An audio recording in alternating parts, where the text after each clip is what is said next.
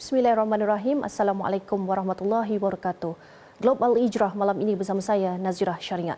Apa yang anda saksikan tadi adalah visual kemusnahan di timur Libya yang dilanda banjir besar akibat ribut Daniel awal minggu ini. Skala bencana ini amat besar di mana lebih 11,000 kematian direkodkan setakat ini, manakala lebih 10,000 penduduk lagi masih hilang. Bagai dilanda tsunami. Inilah pemandangan dari udara bandar Pelabuhan Derna, kawasan yang paling teruk terjejas. Bencana ini turut mengakibatkan 2 buah empangan pecah. Akibat daripada kejadian ini, ribuan penduduk dan kediaman mereka dihanyutkan ke laut. Bandar Derna yang dihuni lebih 100,000 penduduk bertukar menjadi zon bencana. Mayat bergelimpangan, harta benda musnah. Hampir setiap individu di Bandar Derna kehilangan keluarga atau kenalan, manakala lebih 30,000 penduduk hilang tempat tinggal. Berbeza dengan zon bencana lain, mangsa bencana Libya terdedah kepada periuk api hasil peninggalan perang saudara di negara itu. Keadaan menjadi lebih berisiko apabila periuk-periuk api itu dihanyutkan banjir sekaligus membahayakan petugas misi mencari dan menyelamat SAR.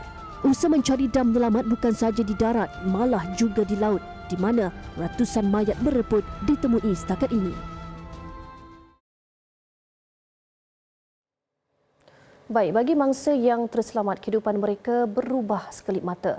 Seorang penduduk di Al-Baida, Aiman Jabril Salih berkata, walaupun kediamannya terletak kira-kira 100 km barat Derna, namun impak bencana itu tetap dirasainya. Menurut Aiman, banjir mengakibatkan rumahnya rosak dan berselut lumpur tebal. قعدنا هنا الساعة حوالي 5:30 6 إلا ربع لعند الساعة 9 بالليل. هنا طبعا العيال في حالة يعني صعبة بشكل، حالة رعب حالة صقع، لكن الحمد لله ربي قدر ولطف وخفت الموجة وطلعنا من هنية 9 بالليل. Namun di sebalik malang yang melanda, mereka bersyukur setidak-tidaknya masih hidup dan mempunyai kediaman berbanding sesetengah mangsa yang hilang segalanya. الحمد لله ما فيش ضحايا عندي، خسائر المادية دين يعوض الله. وبرضه لما شفنا احنا حادث درنا حسينا ان انفسنا يعني ما عندنا شيء امامهم. الحمد لله رب العالمين. Bagi mangsa yang terselamat, kebimbangan kini ialah ancaman penyakit bawaan air yang diburukkan lagi dengan kekurangan bekalan ubat-ubatan, air bersih, makanan dan tempat pelindungan. Penderitaan rakyat Libya mendapat perhatian antarabangsa. Turki, Mesir dan Emirat Arab Bersatu UAE antara negara terawal yang menghantar bantuan ke negara itu. Walaupun seminggu berlalu, usaha mencari dan menyelamat mangsa masih diteruskan walaupun harapan menemui mangsa yang masih hidup semakin tipis.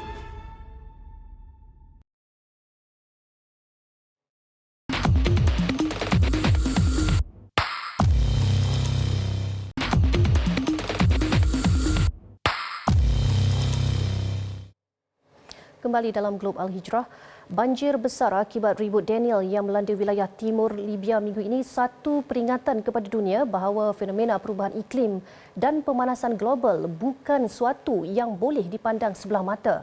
Dengan skala kemusnahan yang amat besar dan di luar jangkaan, krisis iklim global ini mampu mencetus krisis kemanusiaan yang dahsyat, terutama di wilayah bergolak.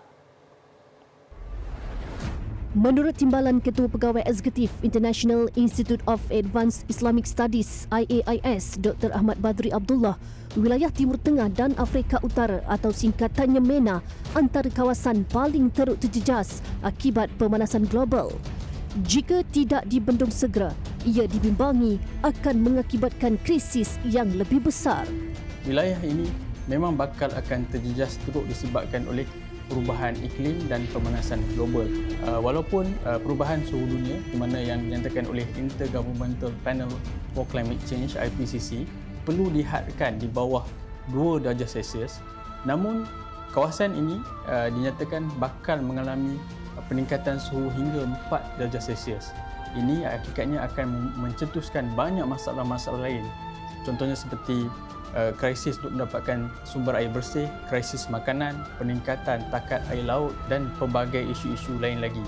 Ini akan meruncingkan masalah politik, ekonomi dan sosial yang sedia melanda wilayah berkenaan. Sebagai contoh, di Tripoli berlakunya pertumbungan antara dua kumpulan tentera. Salah satu kumpulan tentera telah menyekat sungai yang mengalir hingga ke bandar Tripoli, menyebabkan penduduk di kawasan Tripoli perlu menggali air telaga mereka sendiri untuk mendapatkan sumber air bersih. Sebagai contoh yang lain, di Iraq sebagai sebuah negara yang bergantung kepada sumber pertanian sebagai sumber ekonomi mereka, perlu memprioritikan sama ada nak menyalurkan sumber air kepada pertanian ataupun menggunakan untuk minum. Dan ini juga masalah ini juga akan mencetuskan konflik di antara negara, sebagai contoh di Ethiopia dan Mesir yang kedua-duanya bergantung kepada sumber air bersih yang semakin berkurang di Sungai Nil. Jadi jika sumber air itu semakin lama semakin berkurang, maka akan berlakulah konflik di antara kedua negara yang merebutkan ataupun bergantung kepada sumber yang sama ini.